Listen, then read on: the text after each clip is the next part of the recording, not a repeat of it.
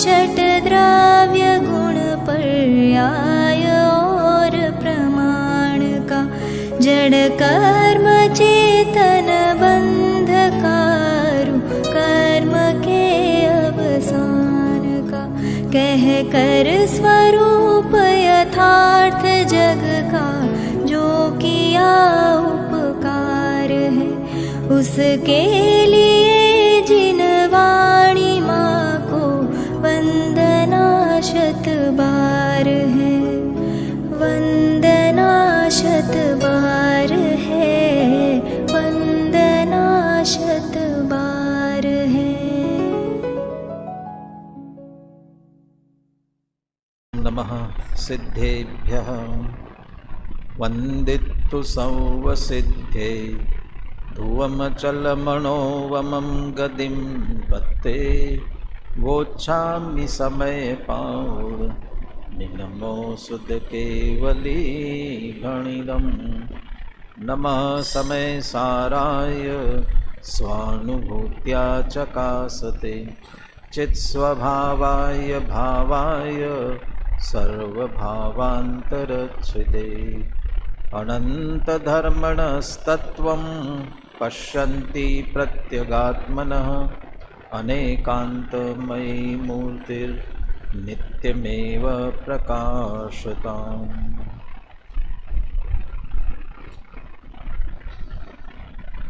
आचार्य कुंद देव का समय सार परमागम, आचार्य अमृत चंद्रकृत आत्मख्याति टीका, मोक्ष अधिकार उपसंहार की तरफ है। अंत में एक अंतिम चर्चा और आ रही है। उससे पहले कल जो अपनी चर्चा हुई उसके अनुसार, जैसे लोक में अपराधी को बंधन में डाला जाता है और निरपराधी खुला छूटता है, निरपराधी को कोई बंधन में डालता नहीं है। अपराध सिद्ध होने पर बंधन में डालते हैं, लौकिक की बात है। लेकिन जिसने अपराध किया है वह अंतरंग में अपराध के भाव से, अपराध के बोध से सशंक ही रहता है। बाहर का बंधन तो बाद में आता होगा, लेकिन भावात्मक बंधन तो उसे उसी समय शुरू हो जाता है जिस समय उसने अपराध किया है, तभी से लेकर के। अब मोक्ष अधिकार में उस अपराध और निरपराध पने की किस अर्थ में चर्चा की है। यहाँ तो कहते हैं प्रज्ञा छेनी से कर्म, कर्म जनित भाव, संयोग, संयोगी भाव, उन सब से भिन्न मैं चैतन्य स्वरूप आत्मा हूँ, ऐसा जानना, पहचानना और उसमें लीन होना, यही साधना है, यही आराधना है, यही सिद्धि है। इसको संक्षेप में राध कहते, राध। और इस राध से जो अपगत है, इससे जो रहित है, वो अपराध है। मुनिराजों का एक चारित्र होता है, छेदोपस्थापना। क्या मतलब है? छेद उपस्थापना। प्रवचन सार इत्यादि में तो ऐसा कहा, शुभोपयोग में आना मुनियों का छेद है। तो छठे सातवें गुणस्थान में झूलने वाले हैं, तो उनका छठवें गुणस्थान में आना, शुभोपयोग में आना, ये छेद है। और फिर वे पुनः स्वसन्मुखता से शुद्धोपयोग में चले जाते हैं, गुणस्थान की अपेक्षा सातवें गुणस्थान में चले जाते हैं। ये पुनः अपने आप को उन्होंने उपस्थापित किया। काय का छेद हुआ? मुनि ही तो है। और जो एक व्यावहारिक दृष्टि से छेदोपस्थापना होती है, जो उनकी मुनिचर्या है, और उस मुनिचर्या में कोई बड़ा दोष लगा, समझो अतिचार की जगह अनाचार लग गया और इतना बड़ा दोष हो गया, तो उनके आचार्य उनकी दीक्षा छेद देते हैं। कह रहे आपकी इतने वर्षों की दीक्षा अब आपकी समाप्त।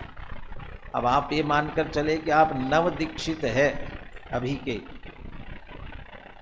तो उनकी अभी तक की दीक्षा छेद दी और फिर अभी कोई नई दीक्षा की विधि नहीं की, लेकिन पुनः उन्हें मुनि के रूप में ही स्वीकार किया है, तो उनको एक तरह से उपस्थापना किया, वो भी छेदोपस्थापना कहलाती है।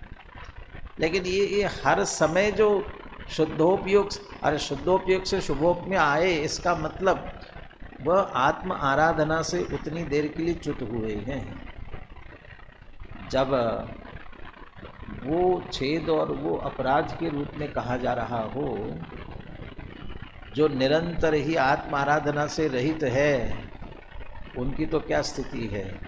ये तो महाअपराधी हैं। मोही जी उसकी अभी चर्चा और कर रहे हैं इसमें। और उन परिणामों से वे शुभ में है कि अशुभ में है, इससे क्या अंतर पड़ता है।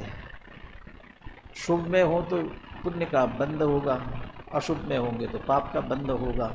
इन होना तो बंद ही है, होना तो बंधना ही है। और उदय में आएंगे तो वे परिणाम कुछ आत्मा का हित करने वाले नहीं हैं, वे पुनः आत्म परिणामों का घात ही करने वाले हैं। इसलिए वो तो अहितकारी ही होने वाले हैं। तो वो सापराध, वो अपराध सहित है और वो बंधेगा, तो निश्चित रूप से बंधन को ही प्राप्त होता है। और वो जो निरपराध है, आराधना में, आत्म आराधना में लगे हुए हैं, श्रद्धा की अपेक्षा, चारित्र की अपेक्षा, चारित्र की अपेक्षा उपयोग कदाचित बाहर आया, लेकिन श्रद्धानंतर निरंतर चल रहा है, तो भी एक तरह से वे आत्म आराधना में रत है। और आराधना में रत है तो उन्हें तत्संबंधी आश्रव बंध नहीं होता है, तो निरपराधी नहीं बंधते हैं, अपराधी बंधते हैं। इसकी मुख्यता से 304-305 नंबर के गाथा की चर्चा अपन ने कल की थी। अब इसी भाव का पोषक कलश काव्य 187वां लिखते हैं 415 पेज पर। आप इस कलश का पाठ करें, उसके पहले उसमें प्रिंटिंग मिस्टेक, छपाई में अशुद्धि हुई है, उसे पहले ठीक कर लीजिए ताकि उच्चारण में भी सही आएगा, समझने में भी सही आएगा। अनवरतम अनंत बध्यते लिखा ना, वहाँ अनवरतम अनंतई, आई की मात्रा चाहिए, तृतीय विभक्ति वाला, तय ही विसर्ग, और विसर्ग का रेप हुआ वो ब के ऊपर आएगा। अनंतैर बध्यते, अनंतैर बध्यते, तो अब मैं उच्चारण कर रहा हूँ, वैसे अब आप दोहराएंगे तो बराबर वैसे ही दोहराएंगे उसे। अनवरतम अनंतैर बध्यते सापराधा, स्पृशति निरपराधो बंधनम नैव जातु, नियतमयम अशुद्धम संभजन सापराधो, भवति निरपराध साधु शुद्धात्म सेवी। साधु शुद्धात्म सेवी निरपराधा भवति। साधु, यहाँ साधु का अर्थ क्या होगा? अपना सीधा, अभी अपन ने भी चर्चा की, साधु की भी चर्चा की, मुनि की भी चर्चा की, नमो लोहे सव साहूणम कह करके जिनका स्मरण करते उनकी चर्चा की। लेकिन यहाँ जो साधु शब्द है ना, वो मुनि के अर्थ में नहीं है।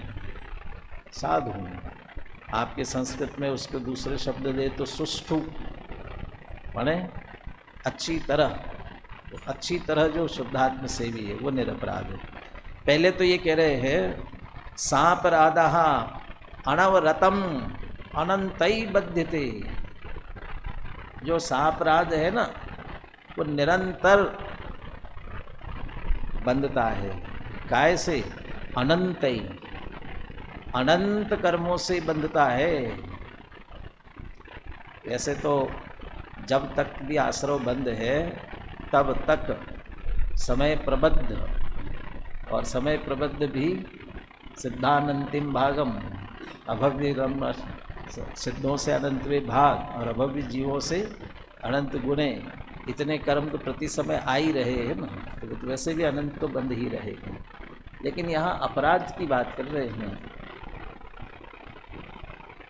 कोई ऊंचाई पर खड़ा है और ऊंचाई पर खड़ा व्यक्ति और वहाँ से 10 फीट दूर गिरे, 10 फीट दूरी से गिरे और एक सूत आगे जाकर के गिरे, क्या अंतर है?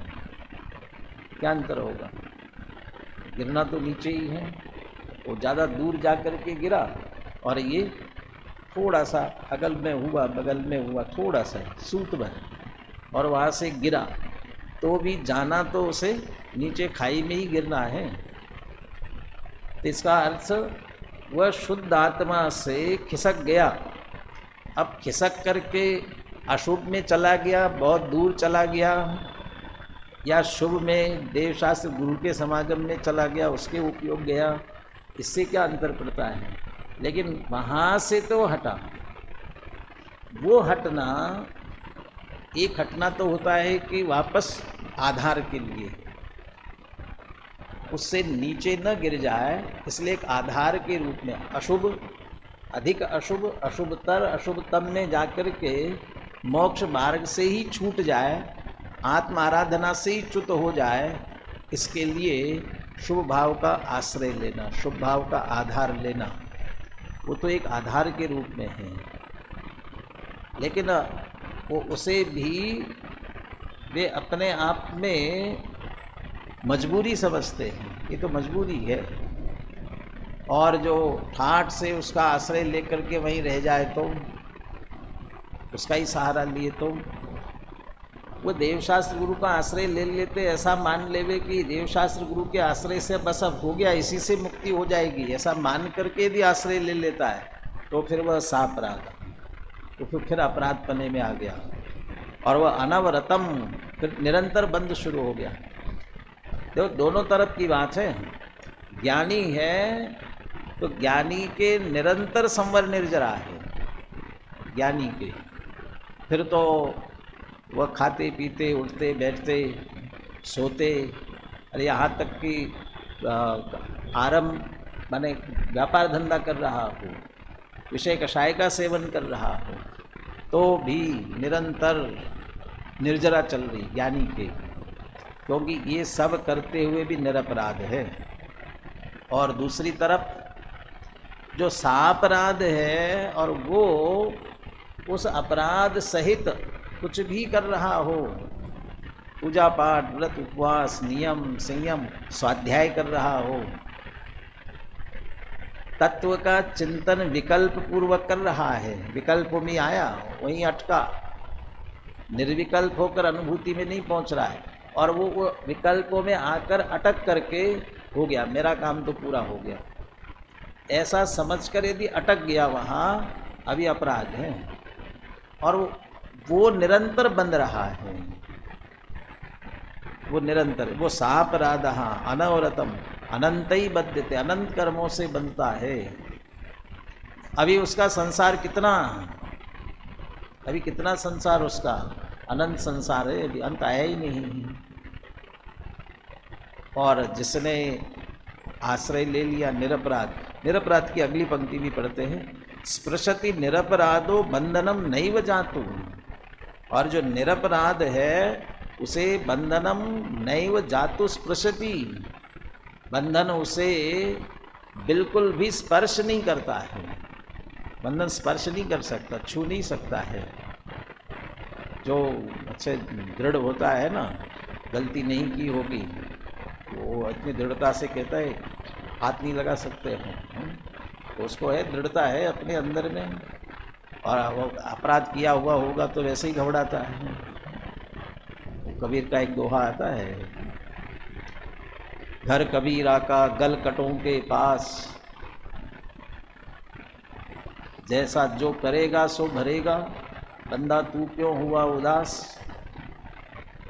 तो कहते कबीर रहते थे, खटीक वगैरह जो ऐसे ही करने वाले होते ना, उनके पास में होगा, कहले आप इन लोगों के बीच में रहते, डर नहीं लगता, भय नहीं लगता है, पहले घर कबीरा का गलकटों के पास, जो ये काम करते हैं, मांस मछली इनका काम करने वाले होंगे, तो इनके पास में कहते उसको क्या डर है, जो करेगा सो भरेगा, जो कर रहा है वो भरे, उसको डर होगा। मुझे क्या बंदा, तू क्यों हुआ उदास, मुझे उदासी का, मैं तो अपने में मस्त हूँ, मैं कुछ करता नहीं हूँ। ऐसा वो ज्ञानी है।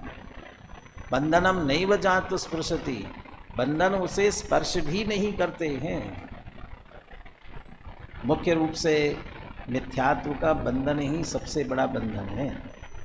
उसे बंधा माने अनंत संसार है, और वो छूटा, अरे छूटा कितना सा बचा संसार।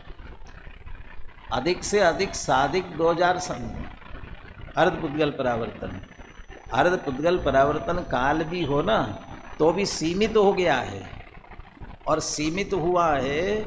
अब जितना काल वो आगे बढ़ रहा है वो नज़दीक जाता जा रहा है, उतना उतना नज़दीक जा रहा है। अब उसे बंधन अनंत संसार में डाल सके ऐसा बंधन उसे नहीं होता। स्पृशति निरपराधो बंधनम नैव जातो, नियतम अयम अशुद्धम स्वम भजन सापराधो भवति निरपराधः। अब ये शब्द आगे पीछे हो गए, वो स्वम भजन जो है ना वो आगे जुड़ेगा, और नियतम अशुद्धम सापराधः,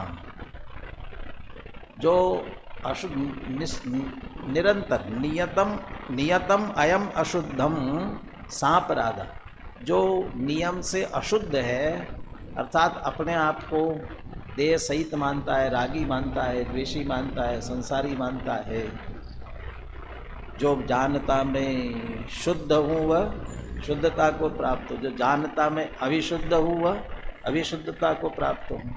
तो जो यही भजन कर रहा है, स्वम भजन तो आगे जोड़ रहे हैं, वह अशुद्ध है, वो निश्चित रूप से सापराध है, वो सापराध है। और दूसरी तरफ स्वम भजन भवति निरपराधा, स्वम भजन, स्व का भजन करता हुआ। कैसा होता है स्व का भजन? जैसा ऊपर अपन भजन करते हैं ऐसा होता है भजन स्व का। स्व के भजन में न गाना होता है, न बजाना होता है, न ताली की ज़रूरत पड़ती है, न संगीत की ज़रूरत पड़ती है, न दोहराने वाली की ज़रूरत पड़ती है। अच्छा, दो की ज़रूरत तो पड़ेगी ना भजन करने में, एक भक्त और एक भगवान, दो तो चाहिए। ये दो तो वहाँ चाहिए जब भगवान की भक्ति की जाए, भगवान का भजन किया जाए। और स्वम भजन, स्वयं कोई जो भज रहा है तो स्वयं का भजन कैसा होता है? भारतीय संस्कृति में पूजा पद्धति बहुत सरल, सबसे सरल है भारतीय संस्कृति की पूजा पद्धति। भारतीय संस्कृति में सूरज को दीपक दिखा करके पूजा करते हैं, सूरज की। अरे सूरज स्वयं प्रकाश का पिंड है। और गंगा की पूजा कैसे करते हैं? गंगा में डुबकी लगाई और गंगा का ही जल लिया और क्या किया, गंगा को ही समर्पित कर दिया, हो गई पूजा। कितनी सरल है। लेकिन गंगा का जल भरने के लिए लोटा तो चाहिए ना, चाहिए कि नहीं है? अरे कहाँ चाहिए लोटा भी, कहाँ ज़रूरत है? हाथ से लिया छोड़ दिया, हो गया काम, कहाँ ज़रूरत है किसी की? मन चंगा तो कटौती में गंगा, कुछ नहीं चाहिए। कहाँ, बस ऐसे ही कहते स्वम भजन, स्वयं का भजन करने के लिए कहीं किसी की कोई ज़रूरत नहीं है। स्वरूप संबोधन है, आचार्य अकलंक देव का स्वरूप संबोधन है ना, उसमें एक बहुत बढ़िया श्लोक आता है। उसमें आपके षट कारक पूरे स्व पर, षट कारक नहीं, सातों विभक्तियाँ स्व पर घटित की है। स्व, स्वम, स्वेन, स्वस्मै, स्वस्मात्, स्वस्मिन् ध्यात्वा लभेत स्वस्याविनश्वरम सुखम। स्व, स्वम, स्वेन, स्वस्मै, स्वयं ही, स्वयं के लिए, स्वयं के द्वारा, स्वयं में ही स्वस्मात् स्वस्याविनश्वरम, स्वयं का ही अपना जो अविनाशी सुख है, स्वस्मिन ध्यात्वा लवेत सोखम अनंतम अमृतम, अपने ही अपने आप में स्वयं का भजन करते हुए, ध्यान करते हुए अनंत सुख, अमृत सुख प्राप्त कर लेता है। स्वम भजन, वो स्वयं का भजन कर रहा है। भवति निरपराधा, कौन? साधु शुद्धात्म सेवी, अच्छी तरह से जो शुद्धात्मा की सेवा कर रहा है। तो शुद्धात्मा के हाथ पैर पकड़कर अच्छी तरह से दबा रहा होगा ना, सेवा कर रहा है। क्या कर रहा है? बस शुद्धात्मा का स्वरूप जानकर, पहचानकर उसमें लीन हो रहा है। वो निरपराध है। और इसके अलावा जो अशुद्ध है वो सापराध है। सापराध निरंतर बंधता है और निरपराध को बंधन स्पर्श भी नहीं करता। श्लोकार्थ पढ़ते हैं नीचे।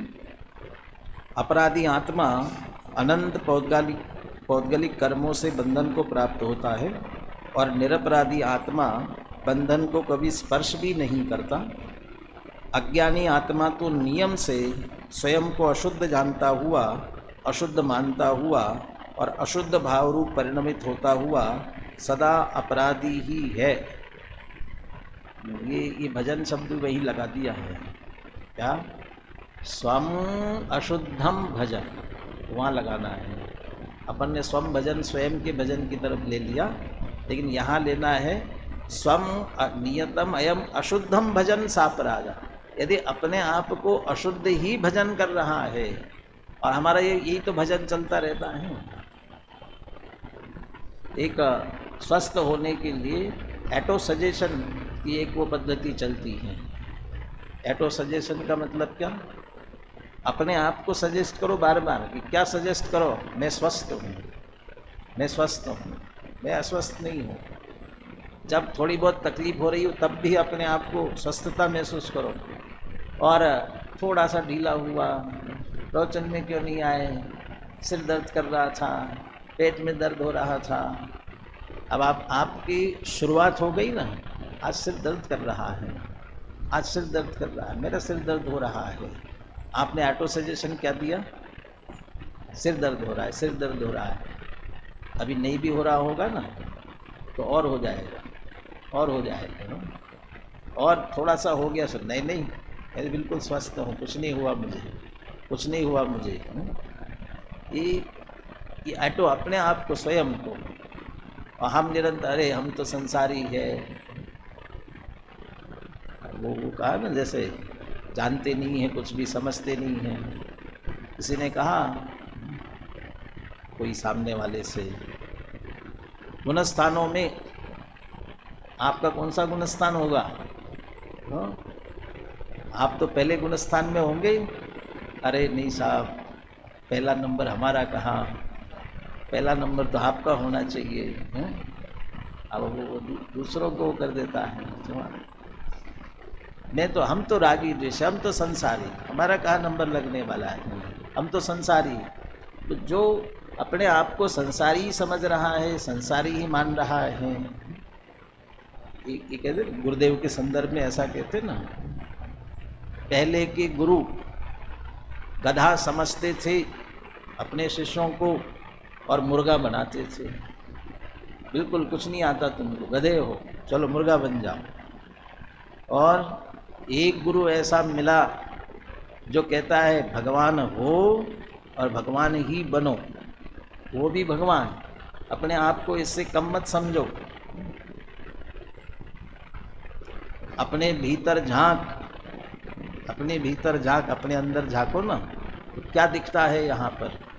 अपने को कम मत आँख, तेरे पाक सीने पर खुद खुदा खुदा है। तेरे पाक सीने पर खुद खुदा खुदा है। क्या यहाँ क्या खुदा हुआ? कौन है? अरे तू स्वयं खुदा है। कहाँ कहाँ बाहर झाँक रहा है? दूसरी तरफ क्या झाँक रहा है? अपने को कम मत आँख, अपने भीतर झाँक, अपने अंदर देखो क्या है ये। लेकिन हम क्या मानते हैं? स्वम अशुद्धम भजन। हमारा एक भजन ये चलता रहता है, हम तो अशुद्ध हैं, हम तो रागी द्वेषी हैं। कहते ये सबसे बड़ा अपराध है। यही सबसे अपने आप को स्वभाव से शुद्ध आत्मा भगवान होते हुए भी निरंतर संसारी अनुभव करना, यही तो सबसे बड़ा अपराध है। और इसी अपराध के कारण संसार परिभ्रमण कर रहे हैं। ये अच्छा, वो भजन शब्द दिया ना, भजन, उसके 3 अर्थ निकाल लिए। अशुद्ध जानता हुआ, अशुद्ध मानता हुआ और अशुद्ध भाव रूप परिणमित होता हुआ। वह अशुद्धम स्वम भजन, अपने आप को अशुद्ध भजता हुआ, वो तो ऐसा अपराध है, ये अपराध है। और निरपराध कौन है? भवति निरपराधः साधु शुद्धात्म सेवी। किंतु निरपराधी आत्मा तो सदा शुद्धात्मा का सेवन करने वाला ही होता है, अच्छी तरह से आत्मा की सेवा करने वाला। साधु शब्द जो है वो सेवी शब्द के साथ भी लगा सकते हो और शुद्धात्मा के साथ भी। हमारा शुद्धात्मा साधु अत्यंत उत्कृष्ट है और उस शुद्धात्मा की जो उत्कृष्ट सेवा करने वाले हैं, जैसे ऊपर भजन के 3 अर्थ किए ना, ऐसे सेवा के भी 3 अर्थ करो। अपने को शुद्ध आत्मा जानना, अपने को शुद्ध आत्मा ही मानना और शुद्ध आत्मा जानकर मानकर उसी में रममान होना, यही सेवा है। और कोई आत्मा की सेवा और कोई नहीं होती है। और आत्मा की सेवा के लिए और किसी चीज़ की, किसी अन्य की कोई आवश्यकता रंच मात्र है नहीं, बल्कि और सब छोड़ना पड़ता है।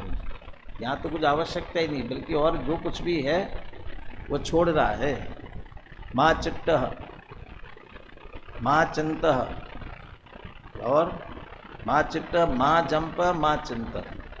न तो कोई शारीरिक चेष्टा करना है, न तो वचनों से कुछ बोलना है, और यहाँ तक कि मन से भी कुछ नहीं सोचना है। मन से सोचना भी मन पावे विश्राम, तब जाकर के पूरा शुद्धात्म से भी हुआ और वो वास्तव में निरपराध है। बोले श्लोकार पद्यानुवाद बोलिए। अनवरतमनन्तैर्बध्यते सापराधः स्पृशति निरपराधो बन्धनं नैव जातु नियतमयं शुद्धं स्वं भजन् सापराधो भवति निरपराधः साधु शुद्धात्मसेवी। जो सापराधी निरंतर वे कर्म बंधन कर रहे, जो निरपराधी वे कभी भी कर्म बंधन अशुद्ध जाने आत्मा को सापराधी जन सदा शुद्धात्म सेवी निरपराधी शांति सेवे सर्वदा। बंधन पे पड़ना अशांति है, कषाय भाव अशांति है, कषाय से रहित वीतराग भाव निर्बंध दशा वो शांति है। इसलिए शुद्धात्म सेवी निरपराधी शांति सेवे सर्वदा। बड़े पंडित जी रविंद्र जी का, ब्रह्मचारी रविंद्र जी का ज्ञानाष्टक है ना, इन्हीं विषय को लेते हुए उस ज्ञानाष्टक में 2-3 पंक्तियाँ आई। ज्ञान ही है सार जग में, शेष सब निस्सार है, ज्ञान से च्युत परिणमन का नाम ही संसार है, ज्ञान में निज भाव को बस भूलना अपराध है। ज्ञान में निज भाव को बस भूलना अपराध है, ज्ञान का सम्मान ही संसिद्धि सम्यक राध है। ये इस गाथा में मूल में शब्द थे, संसिद्धि राध सिद्धम साधियम आराधियम।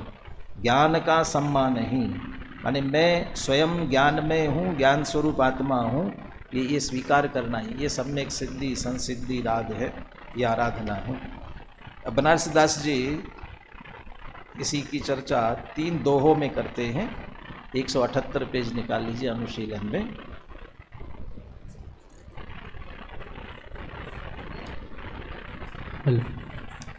बोलिए। जाके घट समता नहीं, ममता मगन सदीव, रमता राम न जानई, सो अपराधी जीव। अपराधी मिथ्यामति, निर्दयी हृदय अंध, पर को माने आत्मा, करे कर्म को बंध। जिनके मिथ्यामति नहीं, ज्ञान कला घट माही, परचे आत्म राम सो, ते अपराधी नाही। कौन अपराधी जीव है? जाके घट समता नहीं, जिनके अंदर में समता नहीं है। तो कौन है? ममता मगन सदैव, सदैव ममत्व में मग्न है। समता मतलब, या समता वो शुभ भाव, शांत परिणाम, उसका अर्थ नहीं है यहाँ। चारितम खलु धम्मो वाला है। धम्मो जो सो समोति निर्दितो, वो समभाव, वो चारित्र, वह स्वरूपे चरणम चारित्रम, अपने स्वरूप में रमन होना, स्वसमय प्रवृत्ति, उसका नाम समता है, सामायिक है। अपने स्वरूप में लीन होना, वही समता, वही सामायिक, वो नहीं है। और ममता मगन सदैव, पर द्रव्यों के ममत्व में सदैव मग्न है। रमता राम न जानई, रमता राम, अच्छा हिंदी में नीचे अर्थ किया, अंदर में रमन करने वाला आत्मा राम, रमता राम, स्वरूप में रम रहा है। आत्मा तो निरंतर अपने स्वरूप में ही है, हम स्वीकार नहीं कर रहे हैं। ज्ञान की प्रतिपल उठे तरंग, झांकता उसमें आत्म राम, अरे आबाल सुलभ सबको, वो चिन्मय चैतन्य स्वरूप आत्मा निरंतर है ना। ज्ञान की प्रतिपल उठने वाली तरंग में वो आत्मा ही है, आत्मा ही बराबर झांक रहा है, पर हम नहीं देख रहे उसकी तरफ, ये हमारी गलती है। रमता राम न जानई, सो अपराधी जीव, ये सबसे बड़ा अपराध है ना। कोई अपने परिवार के, अपने घर के बच्चे, घर परिवार के सदस्य है, उनको तो भूखा रखे और दूसरों को खूब खाना खिलाएं और वो भूखे मरे, क्या कहेंगे? बहुत प्रशंसा हो गई ना, क्या कहेंगे लोग? मूर्ख ही कहेंगे। और साथ में यदि मान लो उनको पोषण न मिलने से, भोजन न मिलने से और भूख प्यास से मर जाए, उसका दोष किसको लगना चाहिए? कौन अपराधी है? अब वो कहे मैं तो सारी दुनिया को खिलाता हूँ, लेकिन अपने ऐसे ही जो अंदर चैतन्य स्वरूप आत्मा है उसका तो निरंतर शोषण चल रहा है, और बाकी पर द्रव्यों की तरफ दृष्टि करते हुए उनका कर्मों का, विकारों का, उनका पोषण चल रहा है।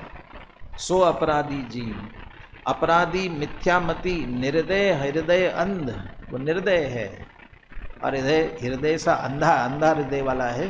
वही बात, निर्दयता क्या है? वो अंदर चैतन्य स्वरूप आत्मा बैठा है, वो कह रहा है एक तरफ झांको तो सही, एक बार देखो तो सही, इतनी भी दया नहीं आती है कि उसकी तरफ देखते नहीं हो, उसके लिए निर्दयपना। और वही अंध हृदय, हृदय अंध, पर को माने आत्मा, करे कर्म को बंद, पर को आत्मा जानता है, वह कर्म का बंद ही करता है। इस तरह अपराधी बंधन में पड़ता है।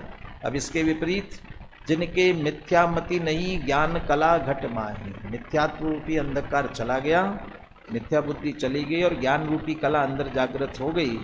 परचय आत्म राम सो, अब उनका अंतरंग से, अंदर दृष्टि करने से आत्मा राम से परिचय हुआ। गुरुदेव के प्रवचनों में अनेक बार आता है ना, जो आत्मा अपने में रमे सो राम, और बाकी सब हराम शब्द प्रयोग करते हुए, अपने में रमे सो राम, बाकी सब हराम, बाकी सब हराम है। परिचय आत्म राम सो, अपनी आत्म राम से परिचय करने वाले ते अपराधी नाही, वे निरपराधी है और उन्हें रंच मात्र भी बंद नहीं होता है। ये अपराधी बंधते हैं और निरपराधी छूटते हैं, ये जो चर्चा चल रही थी उसका उपसंहार वाला एक कलश था। अब आज हम अगली गाथाओं का पूर्व पक्ष प्रश्न सिर्फ पढ़ते हैं, फिर उसका उत्तर जो 306 307 नंबर की गाथा में दिया है उसकी चर्चा अपन कल करेंगे। ये कह रहे अपराध से बचने के लिए बार बार आप ये कह रहे निरपराधी होना है ना। कौन निरपराधी है? जो आत्मा की साधना करता है, आत्मा में रमनता करता है, आत्मलीनता करता है, वो निरपराध है।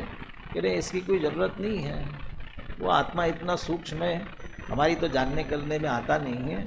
उसके अलावा भी तो निरपराध होने का उपाय है, मार्ग है, वो मार्ग अपना लेंगे, नहीं आत्मा को जानेंगे तो क्या फर्क पड़ेगा। ये पूर्व प्रश्न है, इसका उत्तर आगे की गाथाओं में देंगे। ननो किम अनेन शुद्धात्म उपासन प्रयासेन, या आप बार बार शुद्धात्मा की उपासना का उपदेश दे रहे हैं। ये शुद्धात्मा की उपासना का प्रयास करने से किम अनेन, इससे क्या है, क्या मिलने वाला है, क्या प्रयोजन सिद्ध होने वाला है। ये प्रयोजन तो आसानी से हमारा सिद्ध हो जाएगा। काय से? यतः प्रतिक्रमणादीना एव निरपराधः भवति आत्मा। आत्मा प्रतिक्रमण आदिना एव निरपराधः भवति, प्रतिक्रमण आदि से ही निरपराध हो जाता है। चाहे जितने अपराध हो रहे हो, भूतकाल में किए हो, वर्तमान में कर रहे हो, भविष्य में करने वाले होंगे, वो सब प्रतिक्रमण आदि से चले जाते हैं, सब निरपराध हो जाता है।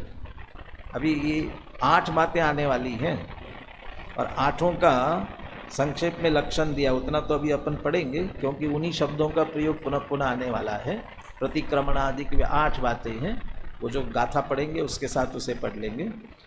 वो कह रहे कि प्रतिक्रमण आदि से जब आत्मा निरपराध हो जाता है, दूसरी तरफ सापराधस्य अप्रतिक्रमणादेहे तद अनपोहकत्वेन विषुकुंभत्वे सति प्रतिक्रमणादेहे तद अपोहकत्वेन अमृतकुंभत्वाच्। और ये नीचे दिया उक्तम च व्यवहार आचार सूत्रे, व्यवहार आचार अर्थात चरणान योग, चरणान योग की सूत्रों में या चरणान योग के शास्त्रों में, आचरण संबंधी वर्णन करने वाले शास्त्रों में ये कहा भी है। कौन सा अपराध है, अपराध वाला है कि जो अपराध करे और अप्रतिक्रमण करे, माने प्रतिक्रमण नहीं करे, उन अपराध की क्षमा नहीं मांगे, माफी नहीं मांगे। वो कहते ना, जो गलती को छोड़ बैठा उसे भगवान कहते हैं, और गलती करके मान लेता है उसे इंसान कहते हैं। और ऐसे 2-3 बातें हैं। फिर शैतान, गलती पर गलती करे उसे शैतान कहते हैं। ऐसे 3-4 बातें जोड़ी हुई हैं, यानी वो गलती करे और गलती माने भी नहीं, फिर गलती करता जाए। तो वो कह रहे हैं कि वह सापराध, सापराधस्य और अप्रतिक्रमणादि, अपराधी है, प्रतिक्रमणादि नहीं कर रहा है, तो कह रहे तद अनपोहकत्वेन विषुकुंभत्व। तो फिर वो अपने अपराधों का अभाव नहीं कर रहा है, अपोहन दूर करना, दूर नहीं कर रहा है, तो और अपराध बढ़ते जा रहे हैं। इसलिए वह अप्रतिक्रमणादिक जो तो विषकुंभ है, अपने घड़े को विष से, अपराधों से भरता जा रहा है। और इसके विपरीत कदाचित कुछ अपराध हो गया, गलती हो गई, लेकिन यदि प्रतिक्रमणादि करते हैं, प्रतिक्रमणादेहे तद अपोहकत्वेन, और प्रतिक्रमणादिक जो है वो अपराधों का अपोहन करने वाले हैं, दूर करने वाले, नाश करने वाले हैं प्रतिक्रमणादिक। और इसलिए वे कैसे हैं? अमृत कुंभत्वात्, ये अमृत के कुंभ हैं। ऐसे प्रतिक्रमणादि करने से ही जब हम निरपराध हो रहे हैं, अपराध से रहित हो रहे हैं, तो क्या शुद्धात्मा की सेवा करने का क्या उपदेश देते हो? क्या जरूरत है, क्या आवश्यकता है शुद्धात्मा की सेवा करने की? ये प्रश्न है। और कह रहे ये बात हम वैसे ही नहीं कह रहे हैं, उक्तम च व्यवहार आचार सूत्रे, आचरण संबंधी शास्त्रों में ये बात कही भी है। यदि प्रतिक्रमणादि जो नहीं करता है विषकुंभ है, और प्रतिक्रमणादि करते हैं तो अमृत कुंभ है, तो निरपराध हो जाते हैं। बोलिए, दोनों गाथा बोलिए। अपड़ी कमणम पड़ी शरणम अपरिहारो अधारणा चैव अणियति अनिंदा गरहा सोहीय विष कुंभो पडिकमणं परिशरणं परिहारो धारणा नियतीय निंदा गरहा सोही अक्षरियो अमय कुंभो दू। मैं सीधा अर्थ पढ़ता हूँ नीचे, क्योंकि वो आठों का नामों का उल्लेख किया है। अप्रतिक्रमण, अप्रतिसरण, अपरिहार, अधारणा, अनिवृत्ति, अनिंदा, अगरहा और अशुद्धि, ये 8 प्रकार के विषकुंभ हैं। और इसके विपरीत प्रतिक्रमण, प्रतिसरण, परिहार, धारणा, निवृत्ति, निंदा, गरहा और शुद्धि, ये 8 प्रकार के अमृत कुंभ है। अभी हम गाथा और पद्यानुवाद दोहरा है, उसके पहले इन 8 का लक्षण थोड़ा ख्याल में लेते हैं, और इससे हम अपराधों से दूर हो सकते हैं, ऐसी कल्पना हमारे चित्त में आएगी। लेकिन इसमें भूल क्या है वो कल निकलेगी। अत्र उच्चते, इसका उत्तर देंगे कुंद कुंद आचार्य। अभी तो शिष्य का प्रश्न है ये, और शिष्य ने अपने प्रश्न में आचरण शास्त्र की गाथाएं प्रस्तुत की हैं। पेज नंबर 419 पर 8 का एक एक वाक्य में लक्षण दिया है। किए गए दोषों का निराकरण करना प्रतिक्रमण है। ये भूतकाल का प्रतिक्रमण होता है, वर्तमान की आलोचना होती है, भविष्य के संबंध में प्रत्याख्यान होता है, वो सब इसी में आगे समझ लेना, प्रतिक्रमण में ही। सम्यक्त्वादि गुणों में प्रेरणा करना या प्रवृत्त होना, ये प्रतिसरण है। सम्यक्त्वादि गुणों में इसकी तरफ प्रेरित होना, जो तत्वों के चिंतन से सम्यक दर्शन होता है, तत्व चिंतन में उपयोग लगाना। तत्व का चिंतन तत्व अभ्यास से होता है, स्वाध्याय से होता है, तो स्वाध्याय में लगाना, तत्व चर्चा में लगाना, यानी ये सभी इसमें प्रेरित करना, ये प्रतिसरण है। मिथ्यात्व रागादि दोषों का निवारण करना प्रतिहरण है।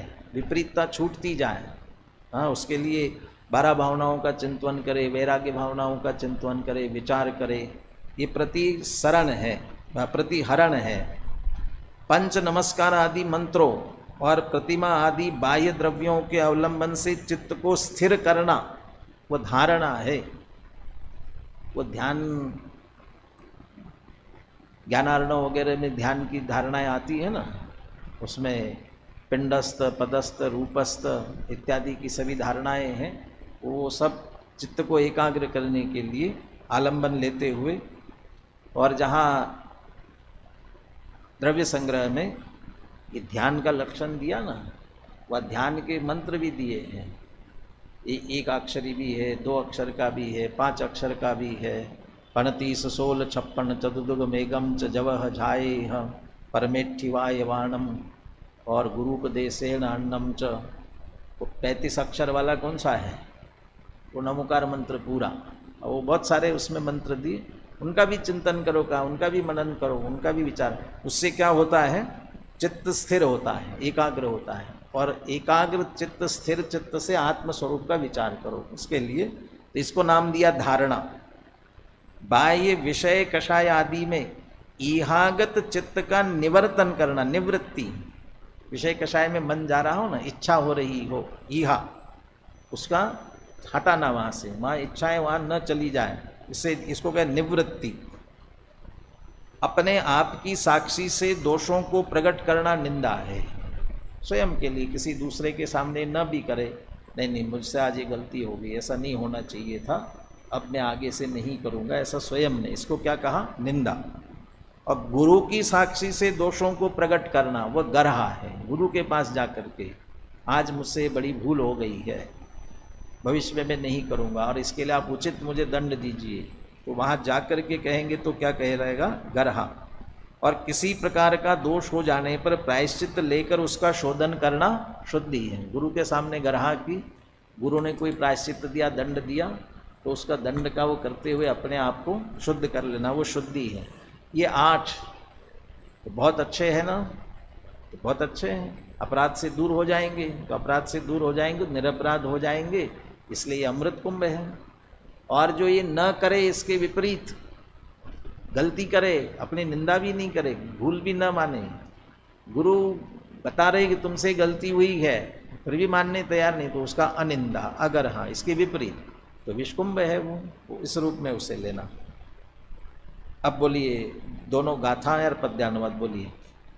अपड़ी कमणम पड़ी शरणम अपरिहारो अधारणा चेव अणियत्य अणिदागर हासो हि अविस कुंभो पड़ी कमणम पड़ी शरणम पडिहारो धारणाण्यत्तीय निंदागर हासो हि अट्ठविहो अमय कुंभोदू अप्रतिक्रमण अप्रतिसरण अपरिहार अधारणा अनिंदा अनिवृत्य शुद्धि अगर हा विष कुंभ है प्रतिक्रमण अर प्रतिसरण हार निर्वृत्ति धारणा निंदा करहा और शुद्धि अष्टवेदामृत कुंभ है। अब इस बात को कुंद कुंद आचार्य बिल्कुल पलटने वाले हैं, बिल्कुल इससे विपरीत। ऐसा कैसे हो सकता है, बिल्कुल इससे उल्टा कैसे, इसकी चर्चा अपन आगे कल करेंगे।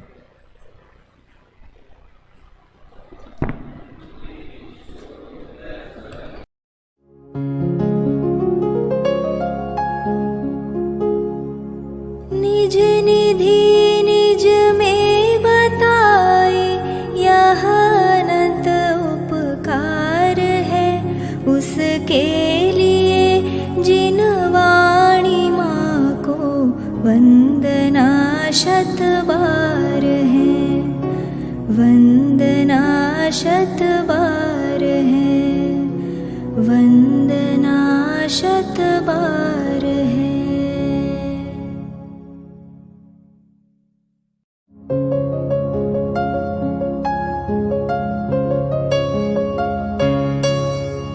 हे जिन वाणी भारती तो ही जपो दिन रैन, जो तेरी शरणा गहे सो पावे सुख चैन। जा वाणी के ज्ञान ते सूझे लोकालोक, सो वाणी मस्तक नवो सदा देत हो ढोक, सदा देत हो ढोक।